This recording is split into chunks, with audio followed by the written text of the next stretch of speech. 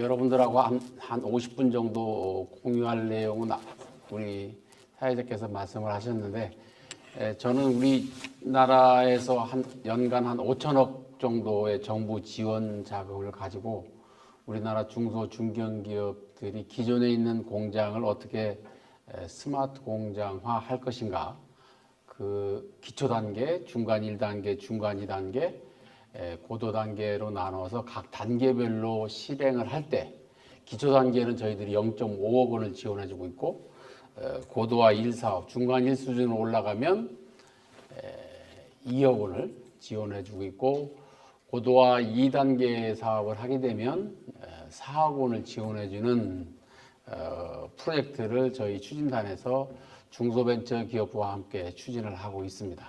또한 여기에 이제 리쇼링을 하기 위해서 새로운 스마트 장비를 개발하는데 한 2년에 걸쳐서 R&D 비용으로 10억 정도 지원을 해주고 있고, 또 다양한 프로그램들이 많이 있습니다. 오늘 그 내용을 좀 간단히 설명을 드리고 앞으로 우리가 가야 될 정책에 대해서 간단히 설명을 드리는 시간으로 갖도록 하겠습니다. 저는 포스코에 82년도 입사, 전자공학과를 나와서 85년도에 입사를 해서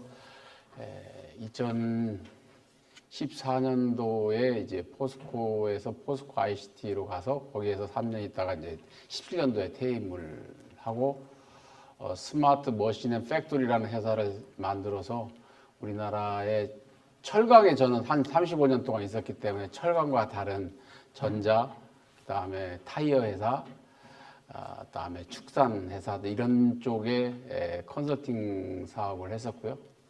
19년도에 이제 중소벤처기업부, 산업부에서 14년도부터 추진했던 사업이 이제 중소벤처기업부로 넘어오면서 2019년도 7월 1일 날 추진단장으로 처음 고임을 받아서 지금까지 일을 하고 있습니다.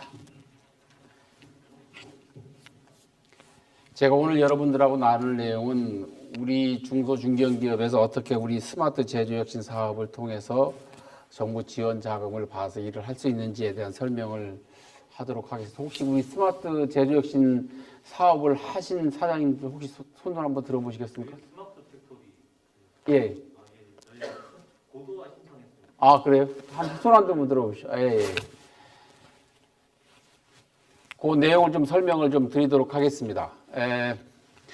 저희들이 이제 추진하고자 하는 스마트 제조혁신의 내용은 현재 우리나라에서 생산 현장에서 3D 작업이나 단순 반복 작업으로 하고 있는 부분을 어떻게 자동화 기기를 도입을 해서 사람이 모니터링하고 분석하고 판단하는 것을 인공지능이 모니터링하고 분석하고 판단하고, 사람은 인공지능이 판단한 결과를 가지고 최종적으로 의사결정을 해서 신속한 조치를 취하는 스마트한 설비와 스마트한 공정과 사람과의 역할이 바뀌도록 하는 것이 궁극적으로 가야 될 방향인데, 그 수준이라는 것은 각 기업마다 다 다르기 때문에 어디는 기초 단계를, 어디는 고도화 단계를, 고도화 2단계를 해야 되죠. 그래서 그건 일률적으로 갈 수 없고, 또 모든 기업이 조금 전에 제가 말씀드린 그런 스마트 팩토리를 궁극적으로 다 가면 좋겠지만 갈 수 없는 기업도 많이 있습니다. 그런 각 기업의 실정에 맞는 사업을 추진을 하시면 됩니다. 그래서 우리가 일반적으로 이야기하는 최종의 고울은 오토노머스 팩토리인데,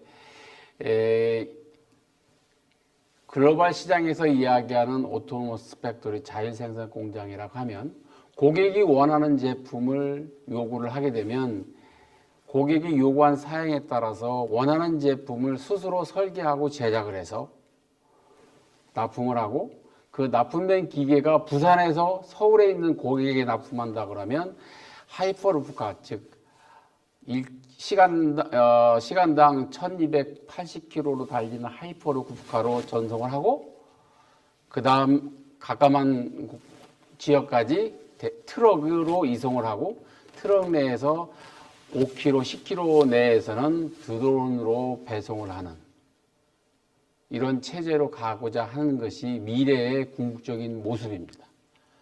독일에서는 2035년도에 이러한 자율생산 공장을 하나를 달성을 해보겠다고 지금 연구과제로 진행을 독일 정부에서 하고 있고, 많은 나라에서도 그런 사이버 피지컬 시스템 기반의 자율생산 공장을 가기 위해서 다 노력을 하고 있습니다. 모든 공장이 다 그게 갈 수는 없지만 갈 수 있는 공장은 빨리 가는 것이 좋다. 뭐 여러분도 잘 아시다시피 사람이 하게 되면 품질이 균일할 수도 없고 많은 생산을 하기도 어렵고 24시간 운전하기도 어렵고 인건비는 계속 올라가고 또 사람은 품격이 높아지기 때문에 가치가 높아지기 때문에 단순 반복 작업이나 어려운 작업을 안 하려고 합니다. 우리나라 중소기업들 제가 대기업에 35년 있다가 이제 중소기업 사장님들 주로 많이 만나러 가보면 대부분 인력 문제가 많이 있습니다. 인건비가 비싸기 때문에 해외로 오프쇼어링을 하게 되고 사실 오프쇼어링을 한다는 것 자체는 예를 들어서 우리 여기에 울산에서 보면 자동차에 들어가는 와이어링 하니스를 우리나라는 중국에서 450만 대 부분을 생산해서 들어와요. 예전에는 우리나라에서 생산했지만 지금은 중국으로 갑니다. 근데 중국도 이제 인건비가 비싸니까 또 다시 베트남으로 인도네시아로 가거든요. 그럼 계속 그렇게 가고 나면 지금 유럽에서는 그게 어디로 가냐? 저기 아프리카까지 간답니다. 인건비를 찾아서. 근데 아프리카에서 가서 생산을 해보면 이성비하고 뭐 따져보면 큰 차이가 없다는 거죠. 그래서 이걸 어떻게 하면 자동화 기계로 와이어링 하니스를 생산할 수 없을까? 제가 보니까 심플해요. 저는 포스코에서 이 자동화 설비만 주로 설계하고 자동화 프로그램을 돌려서 소프트웨어를 짜서 공장을 자동으로 돌렸던 업무를 했었는데 사람이 하는 일을 자동화 연속 프로세스가 한다고 생각하면 쉽게 할 수 있는데 사람들이 그 업무에 이것은 반드시 사람이 해야 되는데 이 업무만 쳐다보니까 자동화가 힘든데 소재가 들어와서 제품이 만드는 전체 프로세스를 연연속 공장이라고 생각을 하시면 자동화가 쉽다. 그래서 제가 우리 그때 박영선 장관이 계실 때 건의를 해서 리쇼링 사업을 만들어서 지금 와이어링 하니스를 생산하는데 즉 450만 대 분의 와이어링을 생산하는데 3만여 명이 듭니다. 그거를 3천 명이 생산할 수 있도록 스마트한 설비를 개발하면 우리나라에서 생산해도 되잖아요. 그럼 현대가 수요가 많은 현대자동차 바로 옆에다가 와이어링 하니스 조립 공장만 지면 됩니다. 독일이 앞으로 가려고 하는 방향이 그런 방향입니다. 독일이 지금까지는 여기도 독일 제품 쓰고 독일의 거를 최신의 장비를 들여와서 그거를 리버스 엔진해서 복제해서 많이 또 제품을 국산화하는 회사도 많이 있어요. 독일이 지금까지 제조 강국이라 해서 새로운 장비를 개발해서 세계 시장으로 장비를 판매해 왔어요. 2035년도 이후에는 독일에서 궁극적으로 자기들이 만든 장비는 절대 세계로 수출하지 않는다. 수출하지 않고 고객이 원하는 곳에 LA에 원하면 LA에다가 독일 사람들이 직접 가서 공장을 져서 그 공장에서 생산해서 바로 고객에게 주겠다는 거죠. 왜? 독일이 새로운 기술을 수십 년에 걸쳐서 수년에 걸쳐서 개발해서 딱 나오면 한국, 중국 뭐 이런 데서 전부 다 리버스 엔지니어링 해가지고 다 복제하는 거죠. 그러니까 이 기술 개발을 투자를 많이 했던 독일이 어려운 거죠. 그래서 메르켈 총리가 2011년도에 하노바에서 인더스트리 4.0을 선언을 하고 앞으로 우리가 개발한 기술은 블랙박스화해서 세계 시장에서 카피를 못하도록 만든다. 그래서 지금 핵심적으로 독일에서 연구하는 것이 사이버 피지컬 시스템 기반의 스마트 자율생산 플랜트, 자율생산 공장을 만드는 거고 그 공장을 직접 소비가 많은 곳에 공장을 져서 제품을 공급하는 거고 근데 누가 들어와서 그 설비를 분해해서 뜯으려고 했을 때 공장 그 핵심 프로세스가 없어져 버리는 그래서 누구도 카피할 수 없는 설비를 만들어서 가겠다. 그래서 블랙박스화 기술과 자율생산 설비를 개발하는데 노력을 하고 있습니다. 여러분 스피드 팩토리라고 아디다스 신발 공장의 스피드 팩토리 아시잖아요. 그 스피드 팩토리가 사람이 원하는 모든 사람의 발이 오른발과 왼발이 다르고요. 폭도 다르고 높이도 다르고 다 다릅니다. 그 사람의 개인의 맞춤형으로 제작해서 공급하는 게 아디다스의 스피드 팩토리입니다. 근데 작년에 안 하겠다고, 더 이상 생산 안 하겠다고, 더 이상 거의 실패했다고 발표를 했어요. 근데 실제는 실패한 게 아닙니다. 지금도 개발을 해서 공급을 하고 있어요. 근데 왜 실패를 했냐? 그걸 신발장을 3D 프린팅으로 신발장을 만들고 여기에 있는 천을 로봇이 직접 재봉을 하고 이런 기술들이 아이디어 싸움인 거죠. 그런데 중국에서 그걸 다 카피해서 여기 그 독일에서 스텝 바이 스텝 진행하고 있는데 여기는 더 빨리 가는 거죠. 4차 산업혁명이라는 거는 아이디어 싸움이지. 그래서 요즘 손정희 씨가 투자를 하는데 기술을 가진 회사한테는 투자를 안 합니다. 이 기업을 투자하는 이유는 미래의 데이터 자본주의를 생각해서 이 회사를 투자를 하게 되면 무슨 데이터가 앞으로 축적돼서 미래의 자산을 만들어 줄 것이다. 돈을 벌게 해줄 것이다. 그걸 보고 투자를 많이 합니다. 그러니까 지금 패러다임이 바뀐 거죠. 왜? 기술은 사기만 하면 돼요. 기술은 살 수가 있는데 데이터는 다양한 데이터를 가지고 그 금광을 찾아서 새로운 비즈니스 가치를 찾는다는 것은 쉬운 일이 아니기 때문에 그 데이터의 중요성을 손정희 씨는 알고 투자를 그쪽에 많이를 하고 있습니다. 그러니까 우리도 결국은 4차 산업혁명이라는 것은 사람의 질, 품격을 높이고 좀 더 여유롭고 풍요로운 삶을 살게 하는 것이 4차 산업혁명의 가장 기본이라고 할 수 있어요. 저희 나라도 이 글로벌 제조 경쟁력 지수 CIP 지수를 보면 2010년도에는 제조 강국 3위였어요. 그러다가 2016년도에 4위, 5위로 떨어지고 2020년도에 6위로 떨어지고 이거를 우리가 2014년도에 4위로 넘어서 일본을 넘겠다고 대통령이 발표를 하고 나서 뭐 실제적으로는 한일 관계가 냉각이 됐는데 실제적으로 한일 관계가 냉각된 거는 뭐 일제징용 이런 문제는 그냥 아주 파생적인 국가적인 문제고요.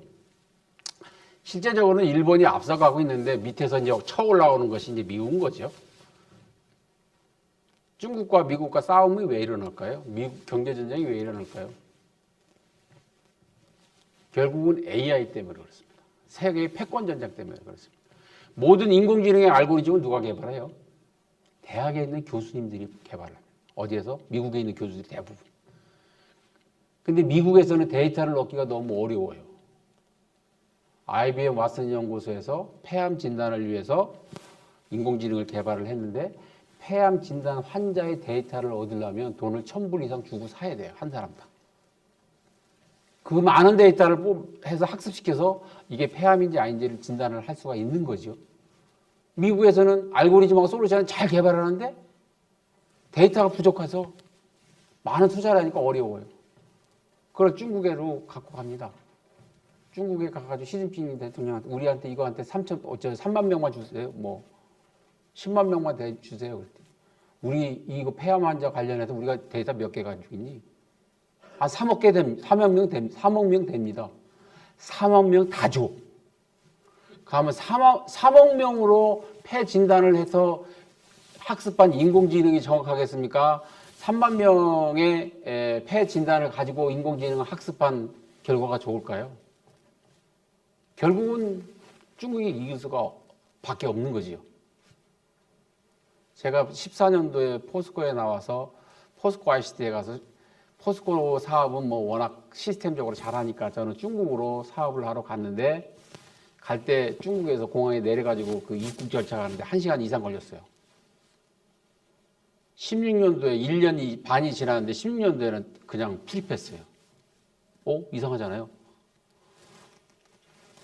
그래서 중국의 공항에 시스템 하는 친구를 만나서 물어봤어요. 왜 그렇게 했냐? 사람이 비행기를 타서 내리는 그 순간부터 시작해가지고 공항 내 화장실 모든 곳을 전부 다 CCTV로 촬영을 해서 이 사람이 위험인물인지 아닌지를 구분을 해서 공항에 딱 내리면 이 사람은 프리패스, 이 사람은 무슨 라인 다 결정이 돼서 심사를 다 한대요. 그러니까 우리가 비즈니스 하러 가서 중국에서 이익이 될 만한 놈들은 그냥 프리패스인 거지. 그게 무슨 덕분에? 페이스북의 안면인식 기술 때문에 그렇습니다. 여러분 페이스북의 안면인식 기술로 우리 사진을 찍으면요. 요 사람은 일본 사람, 요 사람은 중국 사람, 요 사람은 한국 사람 혹시 아실 수 있는 사람이 있어요? 없어요. 사람은 몰라요. 근데 인공지능은 그 페이스 인식에 딱 심으면 이 사람은 일본 사람, 이 사람은 한국 사람, 이 사람은 중국 사람이라는 걸 다 알아내요. 그 특징을 찾아가지고. 그래 참 대단한 거죠. 그래서 그 페이스북의 안면 인식 기술이 중국으로 넘어가서 중국에서 모든 14억 명의 사람과 외국에 들어올 모든 사람을 촬영을 해서 다 촬영을 해서 모니터링을 합니다. 그래서 관제실에 가면 화장실까지 모니터링해요. 그러니까 화장실에 가서 어디 있나 카메라 쳐다봐도 뭐 없어요. 다 그 위에 스며져 있는데 모르는 거죠. 그래서 공항에 프리패스를 많이 한다. 근데 우리나라, 미국, 선진국 그거 했다가는 프라이버시 침해로 난리가 납니다. 근데 중국은 가능해요. 그래서 인공지능 기술이 중국이 엄청 앞서갑니다. 그래서 미국에서 이제 그거를 막는 거죠. 그게 쉽지 않아요. 근데 우리 자본주의에서는. 근데 공산주의에서는 가능한 데이터를 결국은 사람이 어디가 아프고 사람에 관련된 걸 진단하는 게 최고 좋잖아요. 그 사람 헬스케어 관련해서. 근데 민간 쪽으로는 그렇지 않습니다. 저도 서울대학병원에서 매일 점검 받는데 저도 10만 원 주고 내 정보를 다 팔았어요. 내가 거기서 계속 점검을 서울대학병원에서 정밀 진단을 하면 1년 실제 검사하고 나면 그 검사 데이터를 서울대학교에서 마음대로 쓸 수 있도록.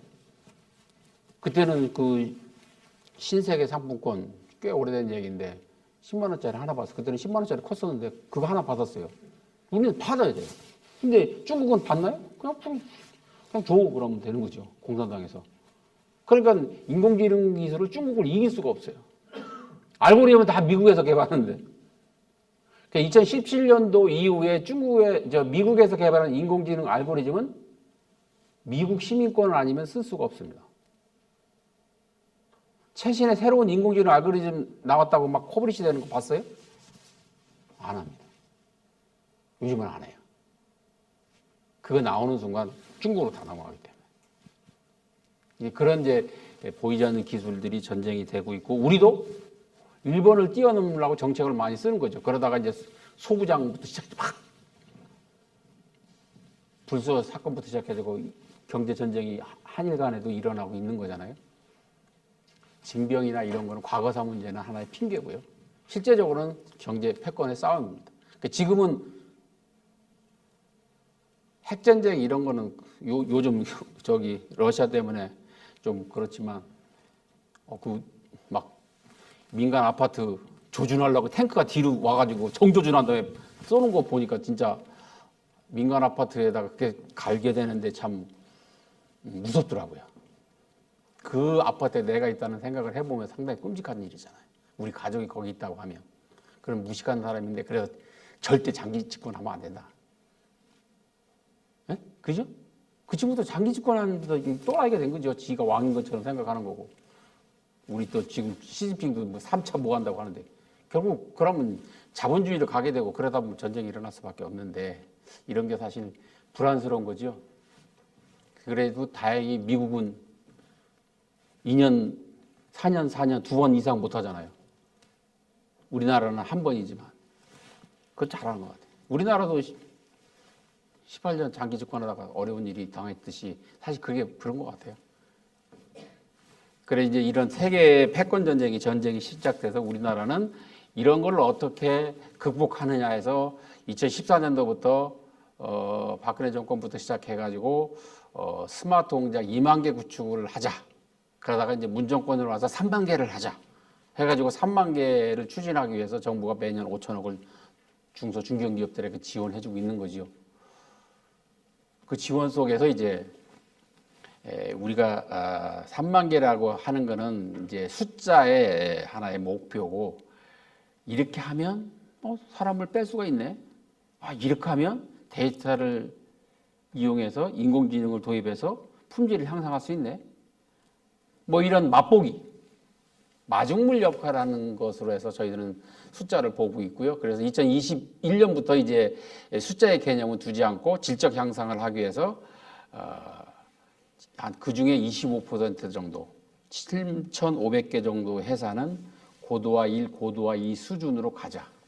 거기에 저희들이 포커스를 맞춰서 지금 추진을 하고 있고, 그래서 작년부터 예전에 1억 지원하던 거를 고도화 1 사업은 2억, 고도화 2 사업은 4억을 정부가 지원을 해주고 있는데, 조건이 있는 게 아니라 그냥 주는 거잖아요. 그 회사가 4억을 내면 우리도 4억, 그 회사가 3억을 내면 우리도 3억. 이렇게 매칭 펀드로 주는 거기 때문에 기업 입장에서는 예를 들어 8억을 투자를 해야 되는데 정부가 4억 주잖아요. 그 조건이 있는 것도 아니거든. 그냥 주는 겁니다. 그래서 시스템 이렇게 구축하겠습니다. 이렇게 자동화 하겠습니다. 스마트 하겠습니다. 그럼 주는 거거든. 합격만 하면. 그래 이런 좋은 기회가 있기 때문에 저도 대기업 있을 때는 우리나라가 이렇게 기업들한테 많은 지원을 해주는지 몰랐어요. 우리 정보 중소기업 기술정보진흥원 우리 티파에서 매년 R&D 비용으로 나가는 것이 한 1조 7천억 정도 됩니다. 어마어마한 돈이 나가요. 근데 그 정부의 자금을 사용할 줄을 모르시는 분들이 많아요. 관심을 안 두는 거죠. 그러니까 기업이 경쟁력을 가지려고 그러면 일단 정부에서 주는 자금을 잘 받아서 그걸 시드머니를 해서 점프할 수 있는 생각을 해야 돼요. 그거를 사장님이 할 수는 없어요. 그 밑에 직원 한 사람 정도는 너는 어디서 무슨 공고나 과기부에서 공고를 하는지 산업부에서 공고를 하는지 중소벤처기업부에서 공고를 내는지 고용노동부에서 공고를 내는지 그걸 잘 모니터링해서 우리에게 필요한 과제가 있으면 미리미리 신청해서 그걸 받으시면 됩니다. R&D 비용 같은 경우는 80% 이상을 그냥 지원해 주잖아요. 근데 그걸 일반 기업들은 잘 몰라요. 그래서 저는 강의를 하는데 중소기업의 대표님이나 중소기업이나 중견기업에 계신 분들이 한다고 하면 제주도까지 갑니다. 몇 시에 가든 새벽에 가든 조찬 모임 해도 가든 갑니다. 가서 설명을 좀 드려요. 융자해 주는 것도 아닌데 50% 지원해 주는데 사업 안 하는 게 잘못인 거 아닌가 몰라요. 그런 문제가 있어서 그런 걸 좀 해주시면 좋고, 제조 데이터를 어떻게 하면 데이터를 축적해서 데이터의 가치를 창출할 수 있는지에 대한 고민도 저희들이 많이 하고 있고 지원을 해주고 있습니다.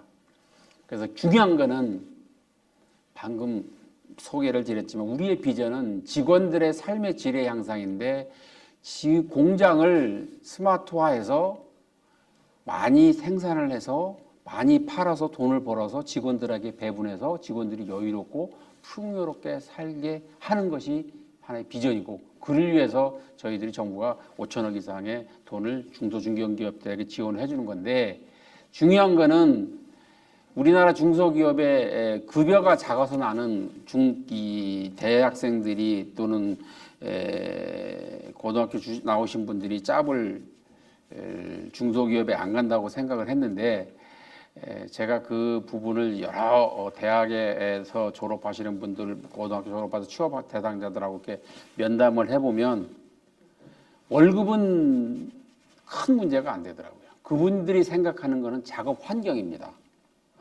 단순 반복 작업과 3D 작업을 안 했으면 좋겠다. 생산 현장에서 일을 안 했으면 좋겠다. 그겁니다. 그러면 생산 현장에서 3D 작업은 지금 누가 다 하고 있어요? 다 외국인 사람들이 하고 있어요. 외국인 사람들. 근데 외국인 사람들도 3, 4개월 있다가 나가요. 한국말만 배우고 나면 나가요. 한국말 배우기 전에는 다 3D 작업 다 합니다. 그러면서 6개월 정도 1년 일하다 보면 한국말을 잘해요. 그러면 이제 나가는 거죠. 그래서 여기도 구미는 전자산업 중심인데 안산이나 이런 데 가보면 뚜리산업 중심으로 해서 3D 작업이 참 많아요. 그런데 가보시면 대부분이 컨테이너 박스 호텔이 많아요. 그 컨테이너 박스가 왜 이렇게 많아요? 빈 공간에는 다 컨테이너 박스 있어요. 처음에 3D 작업을 하는데 뭐 주물 공장 뭐 이렇게 도금 공장 그 가보면 힘들거든요. 근데 거기 일하시는 분들 보면 다 외국 사람들이에요. 그 6개월 정도 일하다가 한국말 좀 하고 나면 회사를 그만둔대. 그거 붙들기 위해서 뭐 해주면 되니? 3끼 밥 주세요. 그럼 공장 그 아줌마를 채용을 해가지고 3끼를 밥을 해주는 거지. 그러다가 또 1년 있다가 또 나간대요. 왜 그러니? 뭐 해줄까? 집 주세요. 그러다 보니까 컨테이너 박스 하나에 한 집이잖아요. 그럼 10명 있으면 컨테이너 박스 10개가 있어요. 거기서 자면서 자기들이 급여를 받아서 우리나라에 지금 내가 숫자를 잊어버렸는데 한 58만 명인가가 있는데 그중에 우리나라에서 돈 벌어서 고국으로 보내주는데 5조 이상 됩니다. 근데 우리나라 사람은 그래도 지금 일자리 없잖아요. 근데 우리 젊은이들은 우리 이 베이비 부머 세대들이 키울 때 워낙 그 같이 이 어려운 일을 안 하고 좀 우리 자녀들을 워낙 높은 수준으로 끌어올려서 키웠기 때문에 걔들이 그런 3D 작업을 안 한다는 거지. 근데 언제까지 다 외국 사람이 해줄 거냐? 그렇지는 않다는 거예요. 그래서 공장을 어떻게 하면 지금부터 정부가 지원을 해줄 때 사람이 하는 일을 로봇이 자동화 기계가 하면서 생산하면서 생산성을 높이고 안정적으로 생각을 하면서 매출을 높여서 이익을 높여서 또 더 나아가서 데이터를 가지고 스마트 공장까지 가는 것이 중요하다. 나중에는 어느 시간 지나면 정부가 지원 안 해줄 거예요. 아까 저기 전 사장님이 말씀하셨는데 특정 기업 지원해 준다고 하잖아요. 지금은 특정 기업 지원 안 해주고 있어요.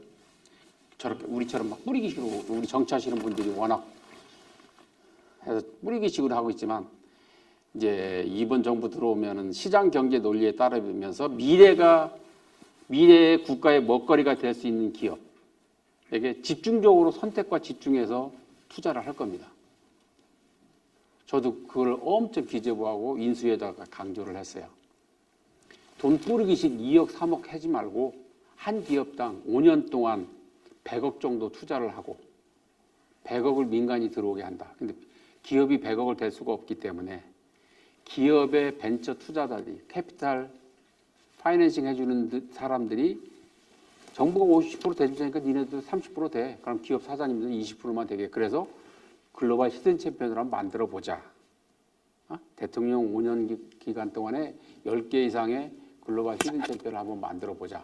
이런 이제 논리로 가고 있기 때문에 지금은 많은 기업들에게 혜택을 주기 위해서 2억, 4억 주지만 앞으로는 아까 제가 2차 배터리 같은 기업에게는 4, 5년 동안 100억 이상의 투자를 해서 지원도 아니고 정부도 이제 투자로 바뀌는 거죠.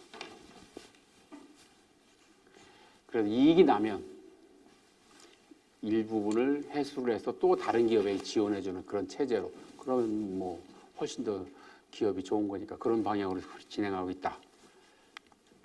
저희들이 이제 1단계, 2단계, 3단계 중에서 기초 단계가 대부분입니다. 고도화 1, 고도화 2단계로 이제 25%를 달성하려고 하는 것이 목표고 이런 숫자의 개념은 이제 큰 문제 없이 진행되고 있고 안 된 거는 지금까지 저희들은 대부분이 ERP나 MES나 PLM이나 SCM이나 이런 솔루션 중심의 사업을 해왔다면 지금은 제가 이제 19년도에 와서 강조하는 거는 그것보다는 생산 현장의 3D 작업이나 단순 반복 작업을 로봇이나 자동화 기계를 개발하든가 아니면 자동화 설비가 있다면 그런 설비를 도입을 해서 젊은이들이 취업할 수 있는 회사를 만들자. 작업 환경을 우선적으로 만들자. 그래서 이런 솔루션 중심보다는 그런 하드웨어 쪽으로 투자를 많이 유도를 하고 있어요. 제가 오기 전에는 하드웨어 투자는 자동화라고 해서 지원을 안 해줬어요. 왜? 그동안 자동화를 다 지원해줬기 때문에. 근데 실제적으로 생산 현장에 가보면 대기업이야 다 자동화돼 있지만 포스코도 뭐 거의 자동화돼 있지만 우리 생산 현장에는 아직도 수작업으로 3D 작업이나 단순 반복 제일 많은데 그런 부분을 자동화돼야 스마트화가 되는 거지. 그런 생산 현장은 다 수작업을 하고 단순 반복 작업을 하는데 거기에 MES 도입되고 PLM 도입되고 ERP 도입해본들 경제적인 효과가 안 나거든요. 10명이 작업하는 거를 2명이 작업과 해준다고 그러면 투자 안 하겠습니까? 누구나 하죠. 그러면 24시간 기계는 작업할 수 있잖아요. 사람은 24시간 작업 못하지만. 그러니까 그런 독일에서도 자율생산 플랜트를 개발을 해서 블랙박스화해서 만들어서 해야겠다. 그래서 독일에서 원격으로 다 컨트롤 하는 거죠. 우리도 그런 걸 위해서 준비를 하고 있습니다. 여기서 표에서 보시다시피 오토메이션 디지털화, AI 빅데이터, 뭐 이런 자동화 설비 쪽 부분에 대해서는 10%뿐 지원을 안 했어요. 그동안은 많이 안 했기 때문에 대부분 이런 솔루션 중심이었는데 앞으로는 이제 그런 사람이 하는 일을 어떻게 하면 기계가 또 스마트한 기계를 개발해서 갈 거냐 하는 쪽에 중점을 줘야 되고 그게 필요합니다. 그래서 저희들이 성과를 보면 많은 성과가 있어요. 생산성도 28.5% 올라가고 품질도 42% 올라가고 많은 효과가 있어요. 뭐 인력도 평균 스마트 공장을 도입하기 전에 1년 전과 도입 후 1년 후를 비교해 보면 2.6명 정도 증가됐고요. 공급 기업들 또한 3명 이상의 고용 창출이 됐어요. 근데 여기서 표시는 바와 같이 프로덕티비티는 28.5% 올랐는데 매출은 7.4%뿐이 안 올랐잖아요. 보통 생산성이 적게 28%, 예를 들어 30% 올라가면 매출도 20% 올라가야 돼요. 근데 안 올라. 그러니까 아무도 몰라. 우리 직원도 왜 그러냐 그랬더니 몰라요.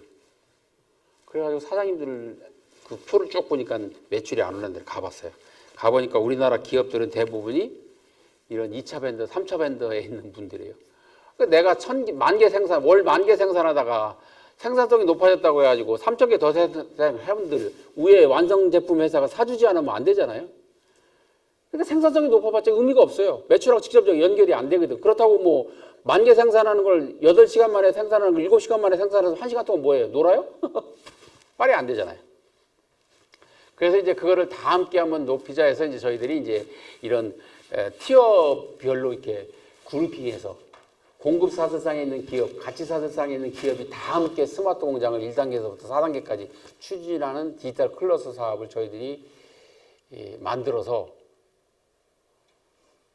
선도형 디지털 클러스터 사업인 경우 10개 이상의 공급 사슬, 1티어, 2티어, 3티어 있는 기업들이 10개 이상만 모여서 하게 되면 ISP 그 컨설팅 해주는데 정부가 사업, 그 기업이 사업, 그 기업이 공동으로 솔루션을 도입하든가 플랫폼을 구축하는데 60억 지원해주고 있어요. 그리고 각 기업들은 기초 단계, 중간 1단계, 중간 2단계를 3년 동안 한번 하겠다고 하면 심사도 안 합니다. 왜냐하면 ISP 할 때 다시 심사를 했기 때문에 심사 나가고 3년 동안 중간 1, 기초 단계, 고도화 1단계, 고도화 2단계를 할 수 있어요. 그럼 최소한 6억 5천은 기업별로 받을 수 있지요. 그럼 얼마 줘요? 매년 심사할게요. 요번에 심사하셨다고, 신청하셨다고 하는데 매년 하면 신청하면 언제 떨어질지도 모르잖아요. 경쟁률이 좀 높아서 많이 떨어집니다. 근데 여기에 가입을 하게 되면 됩니다. 구미도 서로 이렇게 공급 사슬상에 있는 기업이 함께 신청하는 모습으로 가면 3년 동안 계속 투자 사업을 받을 수 있기 때문에 좋다. 이런 쪽으로 이제 앞으로는 개별 기업, 내년부터는 개별 기업끼리 이렇게 공급 기업과 개별 기업과 같이 협업해서 하는 거는 많이 줄을 거고요. 이런 클러스터 단위로 공급 사슬 단위로 추진하는 걸 저희들이 적극 권장할 계획으로 되어 있습니다.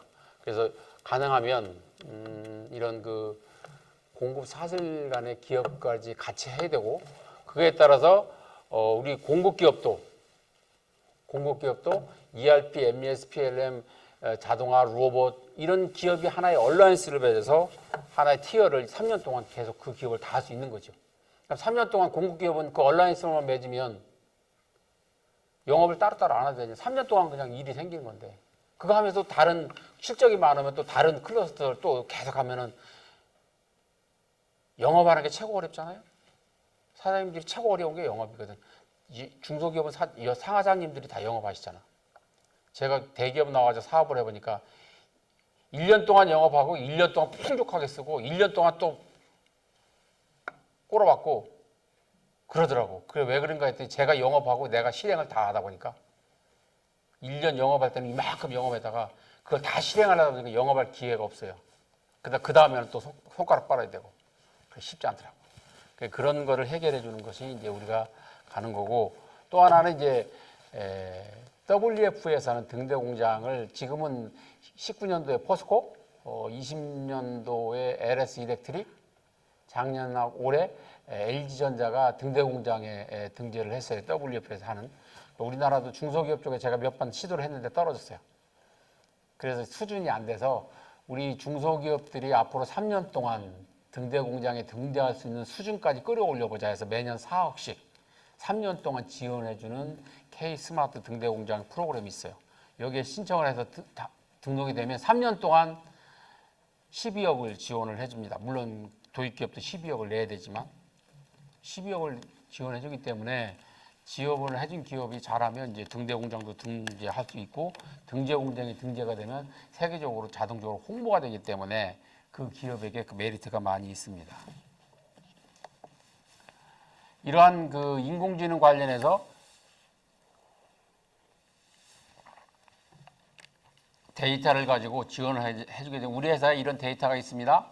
이 데이터를 가지고 가치를 창출하게 돼 이런 문제를 해결해 주세요라고 이야기를 하면 저희들이 공정 전문가, 그 회사의 공정을 잘하는 공정 전문가하고 인공지능 전문가 두 사람을 파견해서 그 회사의 데이터를 분석해서 그 회사에서 원하는 문제를 해결할 수 있는 솔루션을 찾아서 그 솔루션을 찾으면 저희들이 5천만 원, 그러니까 그 컨설팅은 인당 1,000만 원씩 두 사람한테 2천만 원을 드리고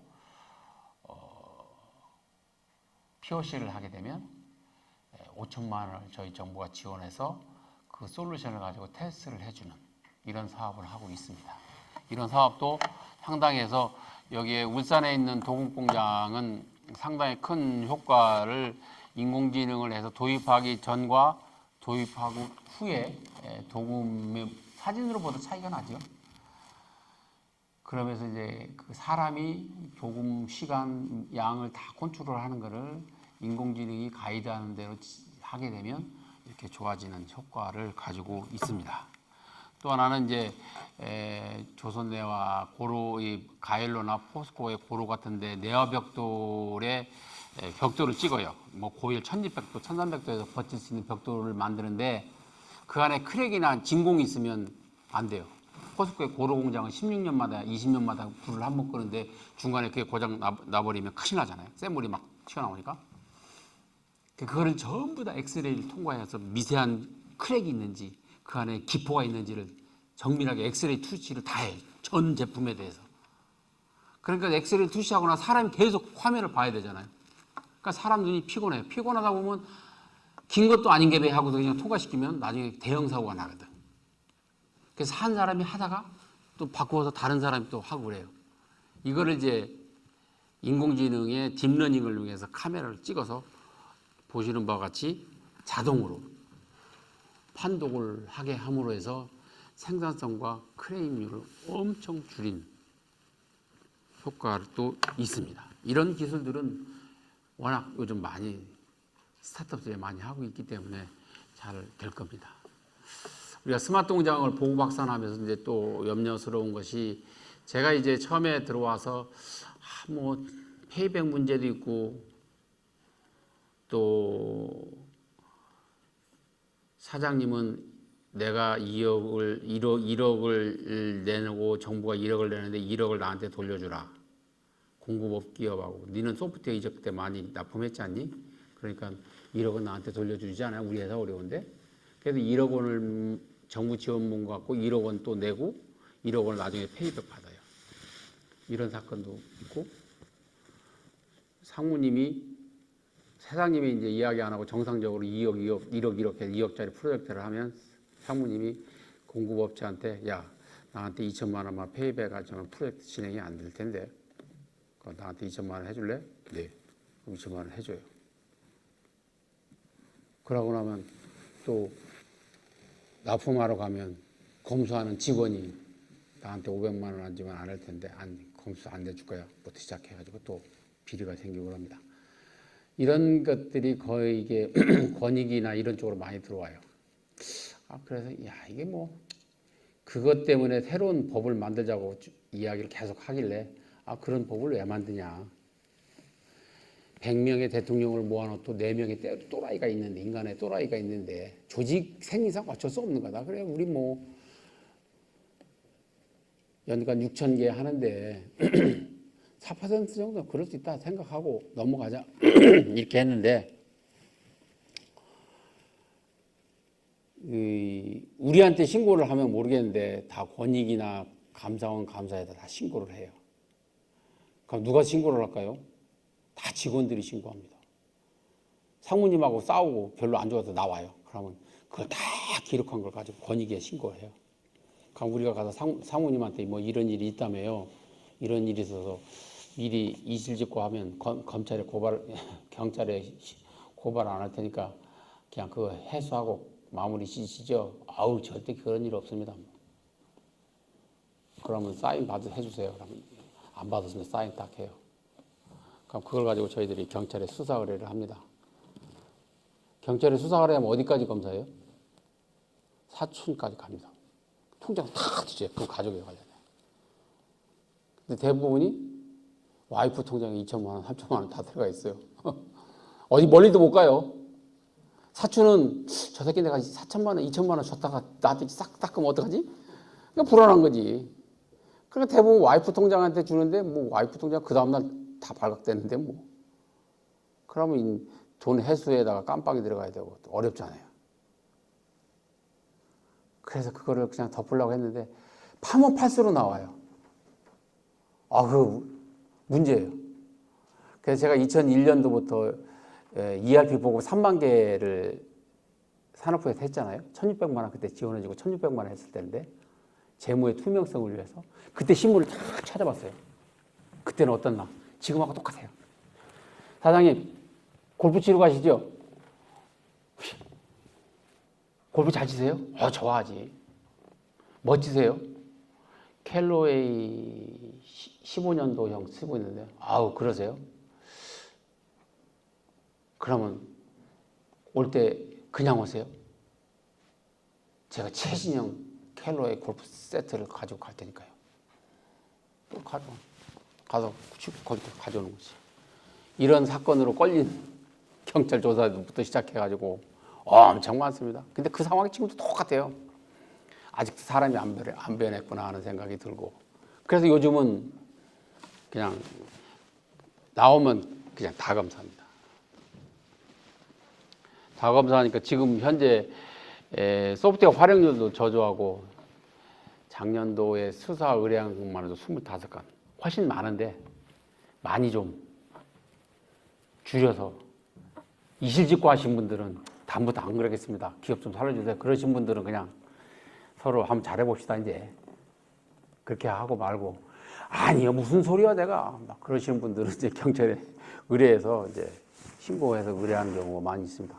그러니까 사업비도 환수하고 그래서 최근에는 이제 RCMS라고 그래가지고 국세청의 세금 전자세금 계산서 수기로 뜨는 계산서도 다 추적을 합니다. 그러니까 그 몇 사람 때문에 그냥 완전히 다른 사람들께 다 힘들어하는 거죠. 그러니까 아직도 우리나라가 이런 뭐라 하나 3만 불 넘었다고 해서 우리나라가 선진국이냐? 따지고 보면 아니라는 거죠. 우리는 선진국이라고 합니까? 마음속에 내가 선진국이라고 생각해요? 난 아직도 후진국이라고 생각합니다. 그걸 미국에 있는 하버드대 교수님이 와서 강의를 하는데 일례로 이런 얘기를 듭니다. 야 박항구 너가 있잖아. 4차선 도로인데 편도 4차선인데 왼쪽 1차선은 좌회전 전용이고 3개 차선은 직진 차선이야. 아침에 출근을 해야 돼. 근데 늦었어.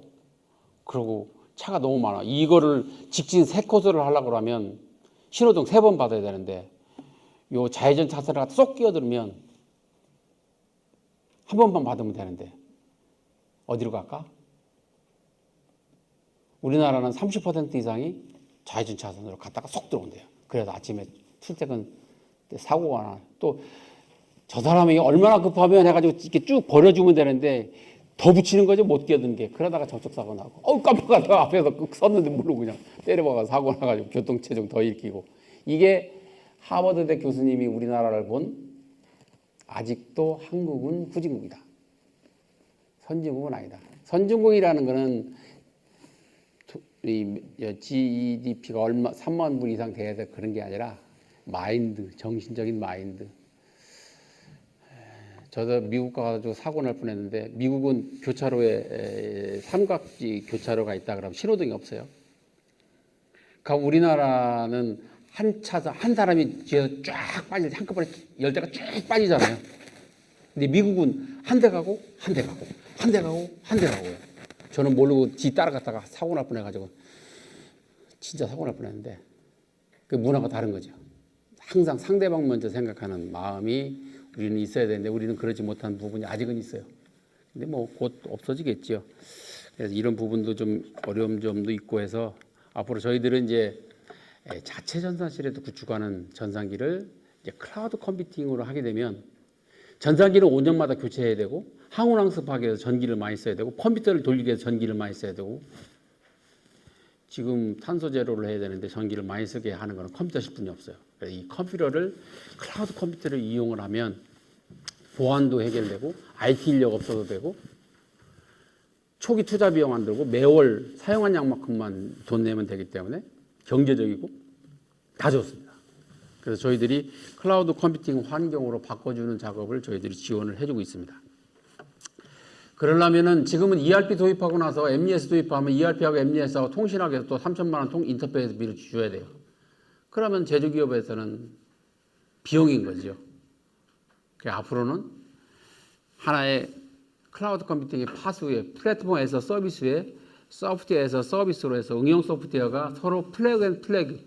ERP 꼽으면 MES하고 통신하고 PLM 꼽으면 MES, ERP하고 통신하고 이렇게 플래그 앤 플레이가 될 수 있는 소프트웨어를 저희들이 개발을 내년부터 이제 우리 공급기업들에게 얼라이언스를 맺도록 해서 공급기업들에게 지원해 줄 계획으로 되어 있어요. 그래서 클라우드 환경에서 완 패키지를 개발을 해서 글로벌 시장에 우리나라 소프트웨어를 판매할 수 있도록 지원해 줄 계획으로 되어 있습니다. 그러려고 하면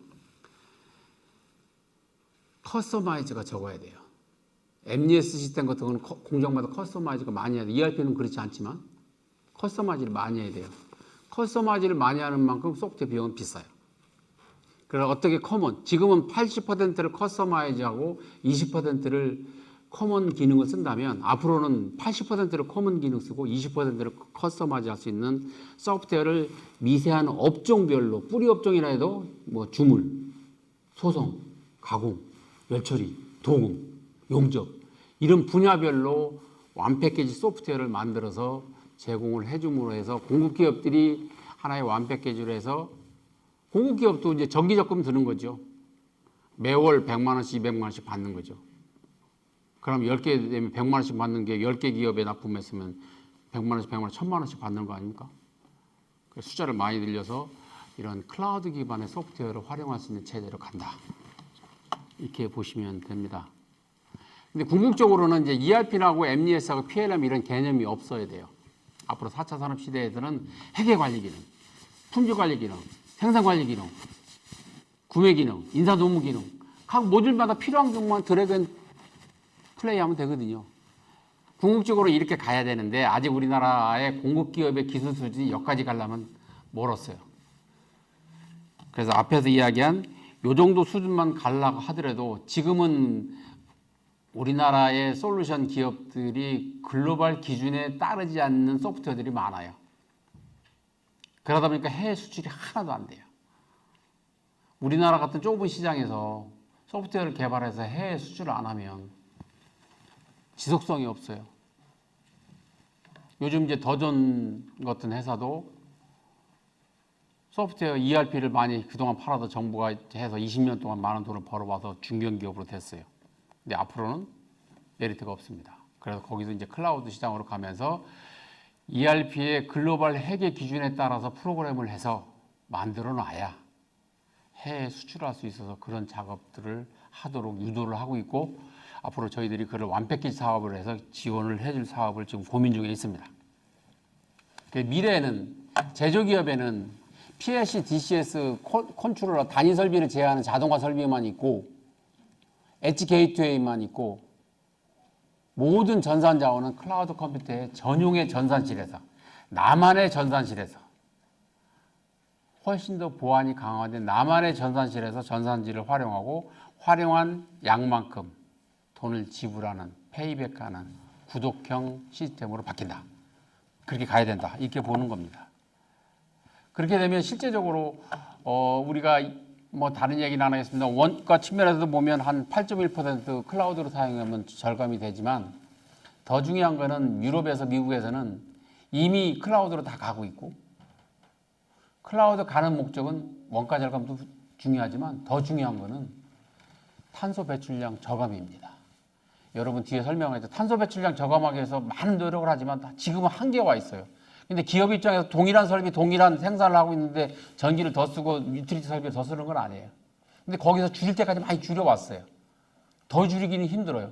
근데 앞으로 전기가 늘어가는 거는 데이터 스토리지, 컴퓨터 용량이 커지면서 자체 전산실에 커지면서 전산기를 많이 쓰게 되면 전력을 많이 쓰게 되고 그 전력을 많이 쓰게 되면 탄소 배출량이 제품당 탄소 배출량이 늘어가는 거죠. 그래서 유럽에서는 이런 탄소 배출량을 저감하기 위해서 클라우드로 다 전환하고 있다. 이렇게 보시면 됩니다. 그러면 이제 앞으로 우리가 지금까지 우리나라는 정부가 1965년도에부터 시작해서 정부가 모든 자금을 대기업에 쏟아부어서 지금의 글로벌 기업이 됐어요. 그래서 국민의 삶의 질을 향상시킨 것은 아무도 부인 못합니다. 근데 그 와중에 우리 중소 중견기업들은 티어 1, 2, 3, 4에서 마른 수건도 짜지 않으면 안 되는 원가 절감의 압박에 시달리면서 어려움이 많이 있었죠.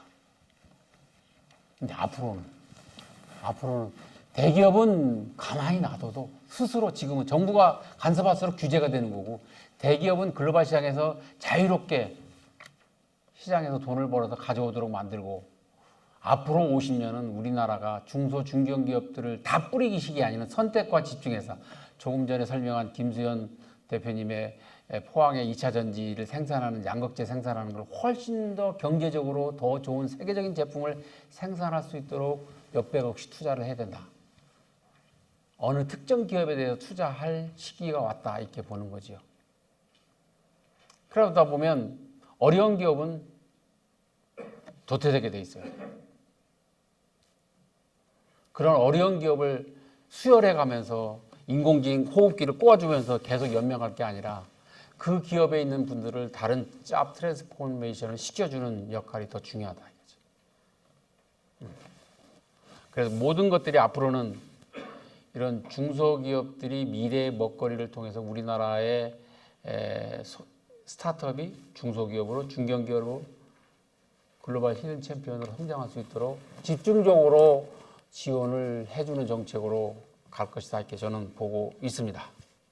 이런 사업 속에서 이제 조금 전에 이야기한 대로 우리나라 대기업들이 중소기업들에는 가공과 조립 기술만 줬어요. OT 기술만.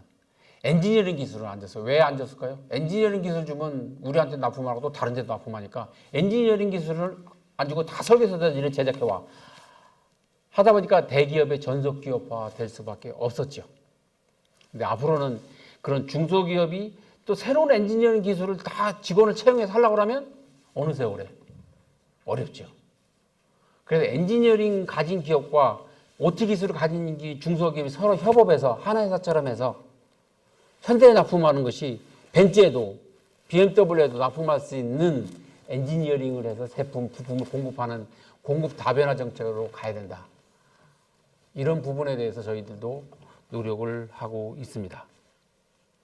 주로 보면 여러분들도 주 거래처를 보면 중소기업의 주 거래처가 중견기업이 14%, 대기업이 11%, 중소기업 간이 60%예요. 실제 중소기업 간이 60%라고 하지만 거의가 중소기업끼리 서로 해서 중견기업으로 대기업으로 납품하는 거기 때문에 대부분이 중견기업 자체로 해서 끝나는 건 거의 없다.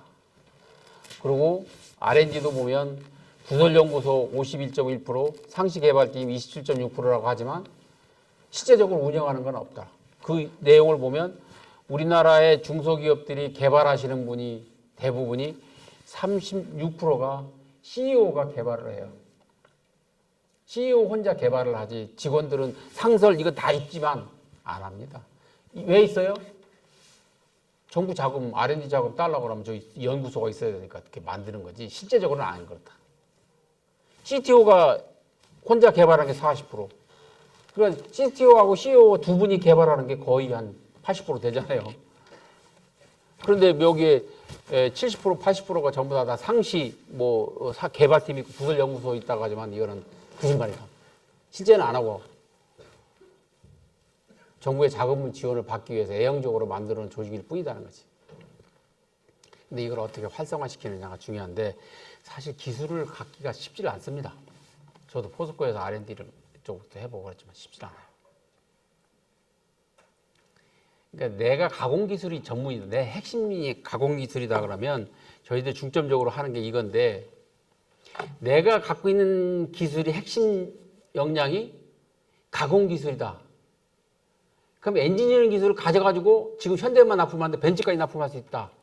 그럼 엔지니어를 막 육성하겠다. 어느 세월에? 불가능합니다. 어떻게 해야 돼 그럼? 나는 가공 기술을 갖고 있는데 어떤 놈이 부품 설계 기술을 갖고 있는 회사가 있어요. 야 니네들하고 나하고 요거 벤츠에 납품하려고 그러는데 우리가 이런 가공 기술을 갖고 있거든. 요걸 이용해서 한번 제품 개발해서 한번 벤츠에 한번 납품하자. 그래서 이익금은 서로 이렇게 쉐어하자. 이런 서로 얼라이언스를 맺는 거죠. 그래서 부품을 개발해서 다 함께 BMW나 벤츠에 납품을 해서 공급기업 다변화가 필요하다. 근데 이렇게 하려고 하면 진짜 안 돼요. 제가 3년 동안 몇 번 해봤는데 안 돼요. 이 사장님들 간의 신뢰와 소통과 신뢰가 없어요. 안산에 가가지고 그 사장님들 모아놓고 한 50명 모아놓고 이렇게 하면서 동일 업종인데 얼마나 자주 만나요? 그래 한 달에 한 번씩 만난대요. 한 달에 만나서 서로 사업 얘기 주로 어떤 얘기 하십니까? 사업 얘기 하나도 안 해요. 뭐예요? 그래서 매일 골프 얘기만 해요. 친목만 하는 거죠. 그러니까 아무 의미가 없잖아요. 비즈니스에 되는 게 도움되는 거 아니에요. 서로 자기의 유익 포인트를 갖고 있는 회사가 누군지를 찾아서 그 기업하고 같이 협업을 해서 새로운 제품을 개발하고 새로운 비즈니스 모델을 개발하는데 노력을 해야 된다. 이렇게 보고 있어서 앞으로 저희들도 이 부분에 중점적으로 정부가 지원을 사업을 만들 겁니다. 그러면 이 워킹그룹도 내 회사가 내 회사에 만든 제품 수명이 언제 될지 언제 끝날지 잘 몰라요. 이거를 외부의 집단 지성을 이용해서 외부의 똑똑한 사람들이 우리 내연기관회를 만들고 있는데 내연기관 수명이 얼마면 앞으로 줄어들 거야.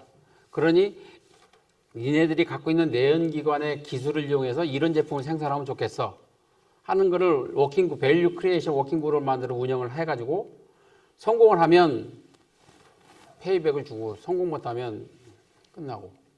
그래서 민간 중심의 사업 모델 개발. 그래서 정부가 사업 모델을 개발, 새로운 제품 개발하면 실제 공장을 스마트화해서 할 때 정부가 50% 지원해주고 그 평가를 벤처 캐피탈 회사들이 평가를 해서 벤처 캐피탈에서 30% 40% 투자를 유도하는 거죠. 그래서 민간 주도로 가게끔 만들어주겠다 하는 사업입니다. 여기도 대부분이 우리나라의 기술 개발의 목적이 대부분 보면 매출 규모의 증대나 수익 증대가 대부분이지 사업 다각화를 하는 건 11%뿐이 안 돼요. 그러니까 중소기업은 매일 생산해서 납품하기 바쁜 거죠. 내 회사가 수명이 언제 될지 아무도 몰라요. 그러면서 매일 생산을 판매만 하는 거죠. 그런 부분에서 가야 되고 우리나라의 중소기업들이 대부분이 성숙기에 있는 것이 한 50%가 성숙기에 와 있고 핵심 기술 수명 주기도 43%가 다 성장기에 와 있어요. 그 다음에 이제 세태기로 내려가는 거죠. 이걸 어떻게 또 새롭게 점프업 하느냐가 또 중요한 과제로 남아 있어서 앞으로 이제 우리나라 스타트업들이나 대학에서 새로운 인공지능 알고리즘을 개발하고 새로운 솔루션을 개발해서 시장을 장악하려면 데이터가 있어야 되는데 데이터가 없다. 이런 데이터들을 줄 수 있는 중소기업들은 못 주죠. 몇 개 공장 안 되는데 그거 다 오픈하면 회사 망하잖아요. 그 중소기업이나 중견기업에서는 데이터를 오픈할 수가 없어요. 근데 대기업은 오픈할 수 있다는 거죠.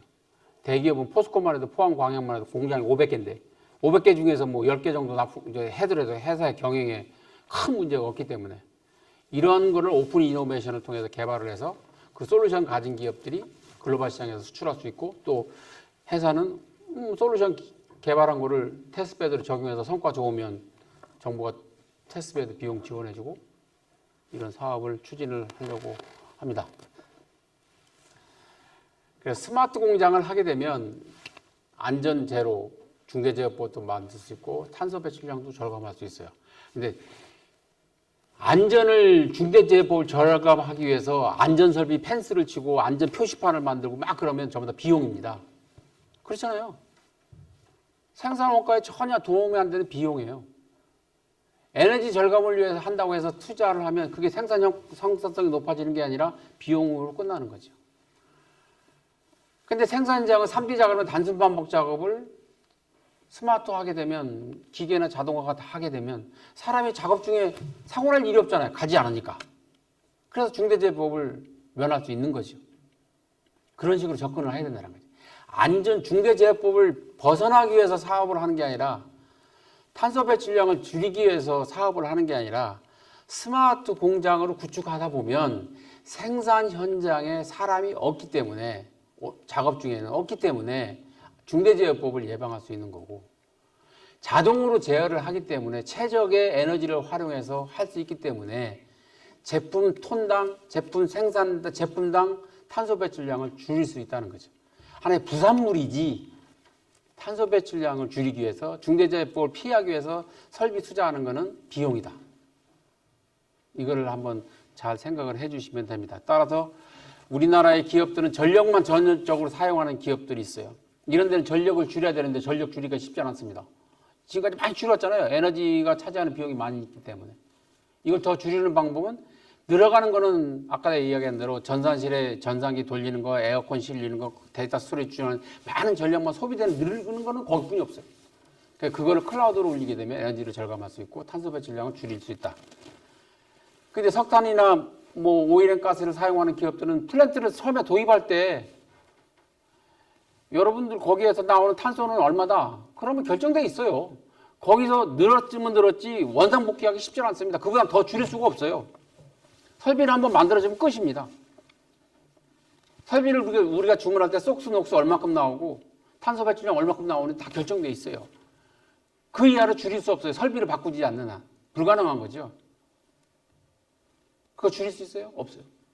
설비를 바꿔야 되는데 설비를 바꾸면 회사가 그 장치 사람은 어떻게 바꿔? 못 바꾸지. 그런 경우는 대부분이 이제 이런 그 대규모 새로운 공법을 개발하든가 새로운 설비를 해야 되는데 쉽지 않다.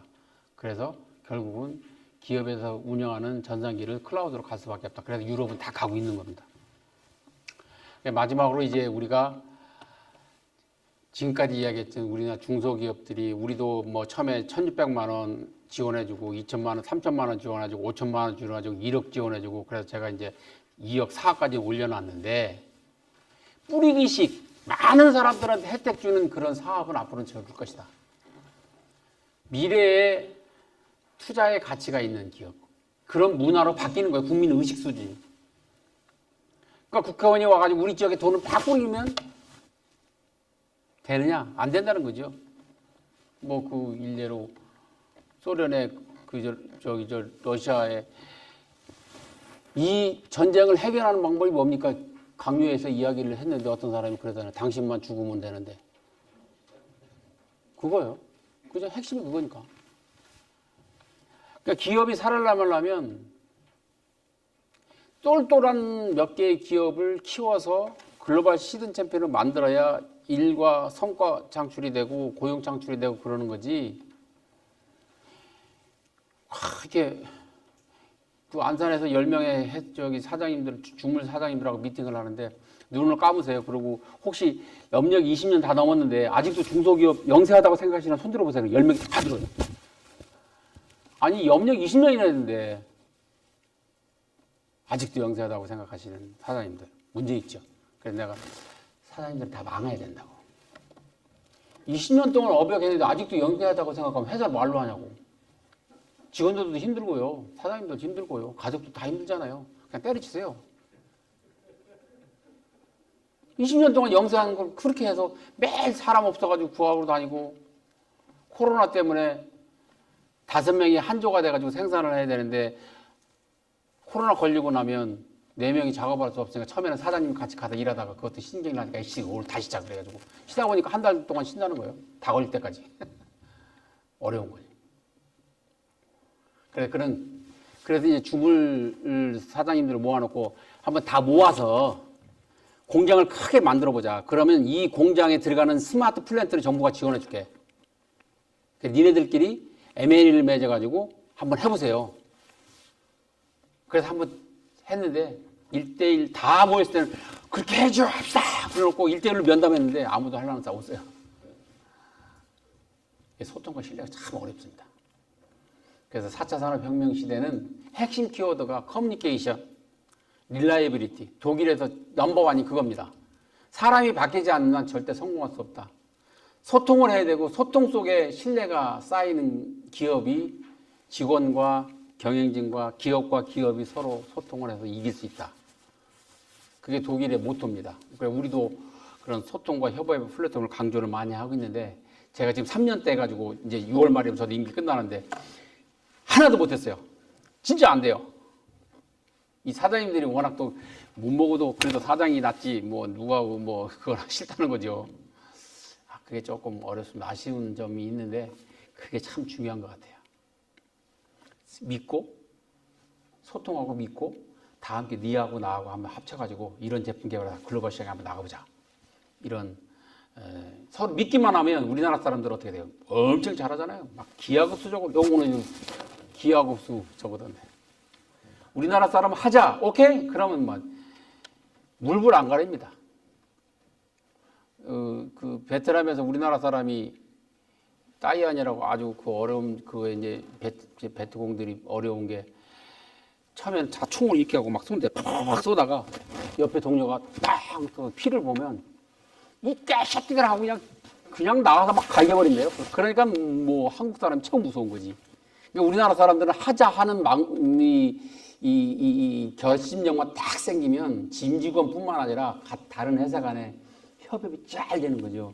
근데 그 과정이 쉽지 않아서 저도 좀 많은 부족함이 있어서 앞으로 그런 쪽에 치중을 하려 합니다. 오늘 여기 많은 분들이 오는데 여기 뒤에 책이 많이 안 가서 한 15부 있고 이게 있는데 한 참고로 필요하신 분들은 한 15분 정도 좀 가져가시면 좋겠고요. 또 유스케이스 한 10권 정도 있으니까 필요하신 분은 가져가시고 혹시 스마트 공장에 대해서 좀 관심을 갖고 이렇게 일을 하고 싶은데 잘 모르시겠다.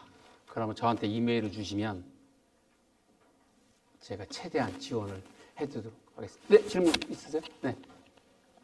네? 아, 하고 계세요. 네. 자, 그러면 언제든지 질문 주시면 제가 답변을 해드리고 전화로도 주셔도 좋고 메일로 줘도 좋습니다. 예, 감사합니다. 네.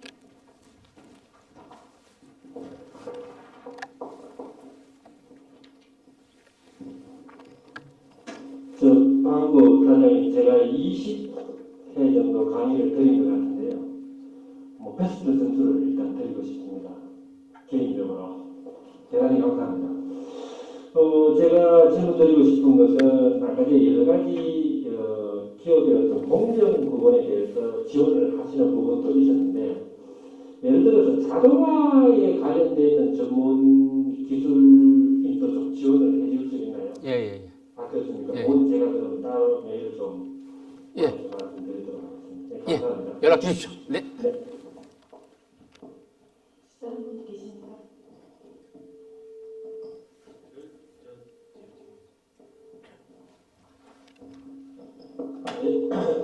저는 개인적으로 강의를 들으면서 좀 후회를 어떤 데가 있냐면, 그 전에 스마트 팩토리 교육 엄청 많이 들었거든요. 그런데 약간 뭐 스마트 팩토리 공급 기업을 하셨던 분도 지금 저희 회사에 들어오셔서 실장님으로 일을 하셔가지고 난 좀 스마트 팩토리를 좀 알아라고 생각하고 들었는데, 진짜 그 가장 핵심적인 내용이 젊은 친구들이 일하기 좋은 근무하기 좋은 직장이라는 것도 깜짝 놀랐어요. 거를 제가 좀 미리 알고 스마트 팩토리를 도입을 했더라면 하는 좀 후회를 하게 되었고요.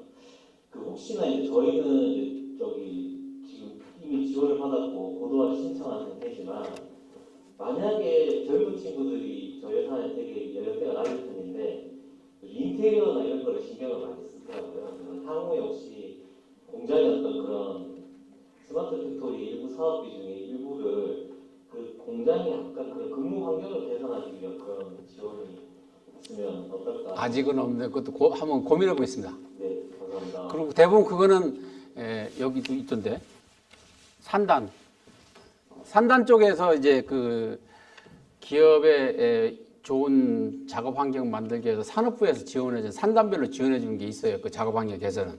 그 부분 거기가 같이 한번 협업을 해주시면 좋을 것 같아요. 우리도 보고박산 사업에서 사업 그런 것까지 그것도 저도 생각을 못했는데 한번 고민해 보겠습니다. 감사합니다. 네.